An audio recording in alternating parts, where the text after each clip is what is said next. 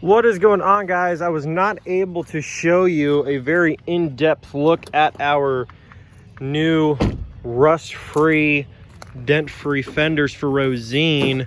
Lighting was getting pretty bad. I was trying to wrap up the video. It was a long day, and I still had to edit that night. But here they are, a little closer up. There's a little oxidation here where the paint got chipped off. You can see the fender got a little chipped up there, like chipped paint, you know. But other than that, they're real straight. They're not dented up. They've got scratches and stuff, you know, like whatever. But they got to get completely redone anyways, so I'm not super worried about it. Neither is Reagan. Same with this one. Very straight, very clean. No rust holes, no big pieces of rust or anything really. So what we're actually going to do this morning is we're going to take these to Miguel, and he is going to work these down and repaint them the color of Rosine, which is paint code PR4, which is flame red. It's an old Chrysler color. At least I'm pretty sure that's just an older color they used to do. But yeah, so we're going to get these taken over there, and then hopefully we're going to work on Rosine a little bit this morning yet. On another note, 15X entries are live for the first time ever. We've never done 15X before, but I just thought, you know, this is not really the middle of the giveaway, but you know, it's, you know, we're into the giveaway now, a little over 4 weeks, and there's just about 2 weeks left to enter to win this thing. So I thought, let's do a little bonus period. Right now, every $1 is going to get you 15 entries towards winning this truck plus $5,000 cash. All you got to do is go to lmpgear.com, place an order, and you're automatically entered to win. They went live yesterday, July 27th, but they end on July 30th at 11:59 p.m. Then 15X is gone. Then it's going back to 1X again. So get in while you can if you want 15X before it drops back down to 1. Thanks so much, guys. Let's get on with the video. Okay, guys, a few moments later, we are actually back at the shop here with the ROSINE 24V, the second gen 24 valve Cummins that we're going to be working on here. So the goal is going to be to remove the driver's side fender and the passenger side fender and the front bumper, headlights, etc., so we can get everything prepped for the new fenders to go on. But the reason I'm going to take these out today and not wait until the new fenders are done, here's the thing. First off, I want to be able to get this off and ready so that, you know, there's a lot less work to do the day the new fenders and everything are going to go on. Another thing is too, I wouldn't mind repainting some stuff in the engine bay of the truck. Now, what I mean by that is I'm talking like, you know, the core support, if it needs some new flame red paint, or some of this stuff in the front, repainting some of this back over black, stuff like that. So basically anything that we can get to that we could not get to ordinarily with the fenders and bumper on, I want to be able to touch that stuff up and get it looking better, even though a lot of it you're not going to see, you know, with the hood shut and everything, whatever, fenders back on, at least knowing that it got recoated when we could get to it the easiest, because it's going to be so much better. And I think Reagan will like it so much more knowing that that stuff was done versus skipped over when we had the opportunity to, you know, get it done and get it done right. Now this fender over here, this fender's actually not that bad. It's not like it's all rotted out and nasty. It's just the only reason we're getting rid of this one is because it's bent right here. That's literally it. It's just bent, like bad. Like, I mean, it's smashed up there pretty good, and she just would like to have that, you know, replaced as well.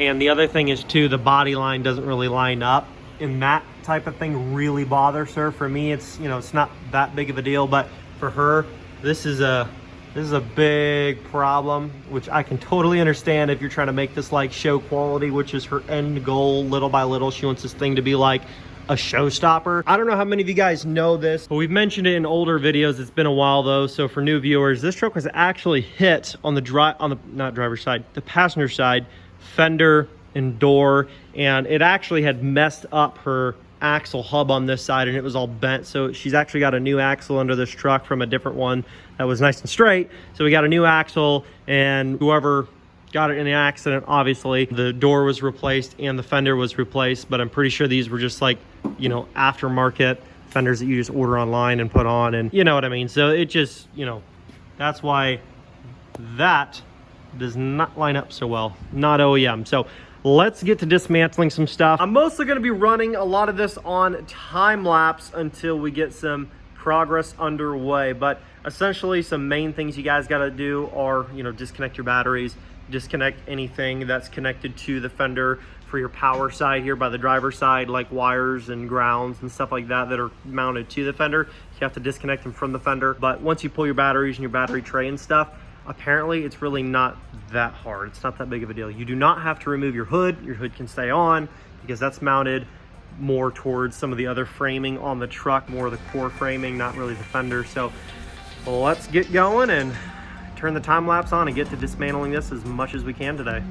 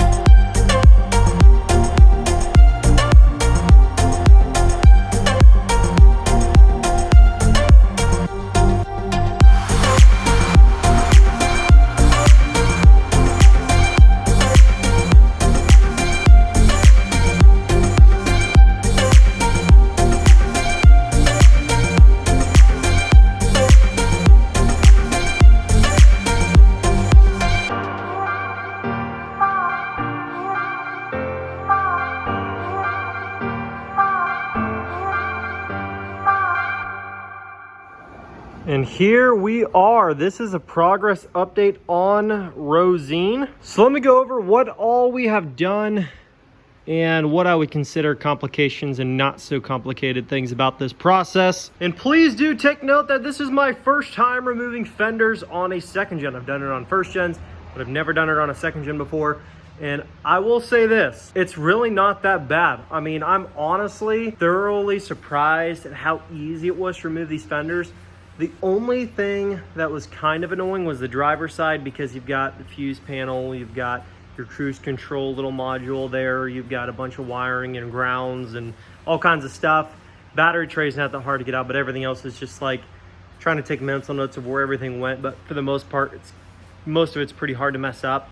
So like here's this cruise control module right here. I believe that's what this is. And like most of this stuff, I just left it pulled up away from the fender, but I left it in the location it was, or very close to that. So like this was just like a little bit lower, tacked onto the battery box. And so I just left the battery box up here.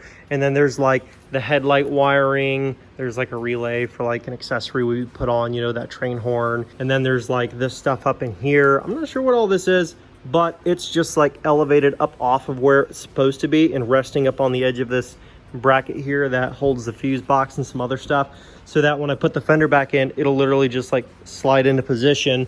There's a couple more things I should hang up out of the way here, but for the most part, nothing was too complicated. The fender is way easier to remove with the bumper off, because then you can just pull it straight towards you. You don't have to like shimmy it back towards the truck. And at first I was like starting to move it back towards the door, until I realized, I'm like, oh man, that's gonna get close to the door. If I'm not careful, I'm gonna take a gash out of the door and have to take the door to go get painted. It came off real easy. I was able to loosen the bumper and pull it. Not so bad. Now, of course, when you install the new fender, you're gonna have to reinstall these screws here down into the holes that are already on the OEM fenders.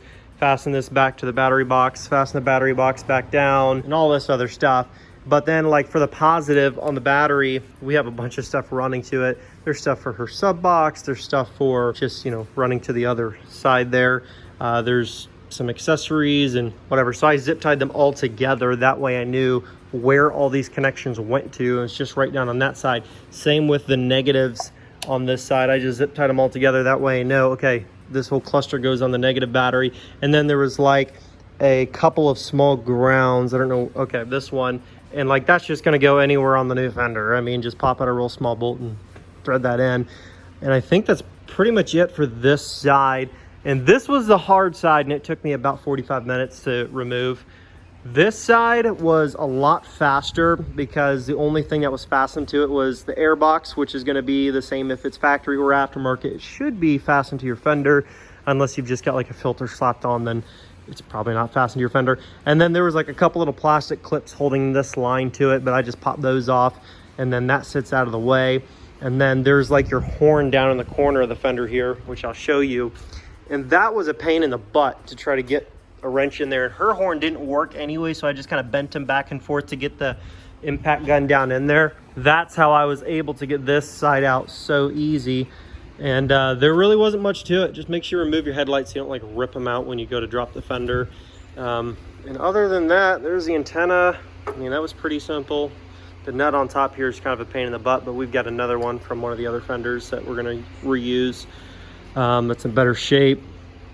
But other than that, I mean, pretty simple process, not too difficult. And I'm excited to get some of the stuff done that I was telling you guys about like repainting some stuff on the front end. Like, I'd like to get some, they have some PR4 flame red paint and like AutoZone, and I wouldn't mind like just painting this section here of this core support on both sides and just like masking it off, and then just like painting it from here down to here that same red. That way it all matches all the way down under as far as I can get. Mask everything off and redo that section there that you can see when you pop the hood. Have that all redone. Same with this side. You can see it's like either rubbed off or it's been sprayed over by some other stuff, or like here it just didn't get painted because you couldn't get to it when the fenders and everything were on the truck. Get that all painted. And then what I'd like to do is then mask off all of the red, like with some grocery bags or plastic, and then tape it all off. And then I'd like to get some flat black paint and then coat all of this just with a light coating. That way this all in the front is black. And I don't think that would hurt anything. You guys let me know down in the comment section below. I don't think that would hurt anything as long as it's not like overly applied. I don't think putting flat black paint on the front stuff here is really going to hurt anything. But what it will do is make it so much cleaner looking, just because you can see all the paint that's like chipped on it and stuff like that. And you can see where there's spots from bugs hitting it and people resting their knees up against it, working on it over the years. And then finishing coating up the front part of the frame here, this cross member section right here. I feel like that would be nice to have that done as well. And I think it's going to turn out pretty good. You can see this section of the frame here where we did the flat black paint. I would probably do that same, unless Reagan says she wants gloss. I'll ask the boss and see what she wants. But either gloss or flat black. Paint this so that when you look through the grill, you don't see like a bunch of banged up, you know, chipped paint and stuff. So yeah, that's the next process that I'm excited about, because it's going to give us an opportunity while we're waiting on these fenders and bumper and stuff to get this all cleaned up. We've been looking for a sport bumper for a long time for this thing, like several weeks now. Freaking hard to find. Every time we find one, it'll be listed, I kid you not, 20-30 minutes, and it'll be like, hey, is it available? Already spoken for. And I'm like that quick. So it's getting kind of frustrating because it's a pretty low inventory for these second gen sport bumpers. So if we can get one of those, that's still what we're trying to do. But we might end up just ordering a 4th gen bumper for this truck, because she does also really want a 4th gen. She's like, well, if we can't get a sport, that's fine, because I really liked the way the 4th gen bumper looked on this truck when she used to have one on here, a big chrome one, but she would want it to be color matched this time. So it's kind of hard to find a paintable black one with fog lights that's in really good shape. We might end up having to order one online, and I was hoping we didn't have to do that because I was wanting to be able to pretty much get everything at the paint booth this week and get it done this week, like new fenders, new front bumper, new grill, mirrors, everything paint matched, done. That was the goal. And then the whole truck would be rust free other than a little tiny speck of rust right there you can see in the sunlight on the bed fender on each side. But other than that, there's no other rust on it. So it would have been like pretty much perfect other than that. Finding a local bumper has been a true struggle. And I was at Miguel's shop today dropping off the fenders, and he's like, this is all you can drop off until, you know, a certain date, which was like a week and a half from now. He's like, I'm super busy. I've got 2 trucks that need to be done by the middle of next week. I've got your fenders now. I've got to finish paint matching the rest of your parts that you dropped off. I cannot have any more work until I'm back from my trip, and then I will take on more jobs. He's like, I'm swamped. Like, the guy stays busy. And usually he's, you know, generous, and he puts me at the front of the line, you know, whenever I drop stuff off, just because I bring him so much stuff. But on that note, since he can't do any more projects this week anyhow, we might as well just order one online, because I wasn't wanting to, because I wanted to get it all done this week. But he said that it wouldn't matter if I got one this week anyways, because he's not going to be able to do it until about a week and a half from now. So I thought, well, at least that opens up the opportunity for us to order one. It's kind of a bummer that I couldn't actually have everything done by the end of next week, but at least I know from him that even if I got one right now and tried to rush it, he can't fit in any more stuff right now. So I'm gonna have to just wait until he gets back anyways, which means I now have time to order one if I'm wanting to order one and get it in about the time he'll be back. I mean, it's gonna be a big project. We're gonna have to do a lot of stuff here, but I think we can do it. Sorry if it seemed like a ton of talking the last couple minutes there. I just trying to explain to you guys what all's going on, because, you know, plans kind of change. One minute you think you got it all figured out and this thing's about to be done. Next thing you know, it's like, red flag, not gonna be able to happen yet. But anyways, if you want to win a truck that is completely done right now, other than tuning, which we're dropping it off for in a few days, you can win this 2005 5.9 Cummins plus $5,000 cash by just placing an order at lmpgear.com. And right now, only until the 30th, every $1 is going to get you 15 entries. It's just a couple day 15x bonus period we're running. After 15x is going back to 1x. I thought we'd throw in there just a random little bonus period. Take advantage of that if you want 15x. If not, then I guess just don't get 15x. Guys, thanks so much for watching. Hopefully you guys enjoyed the video. I'll catch you guys in the next one. Peace.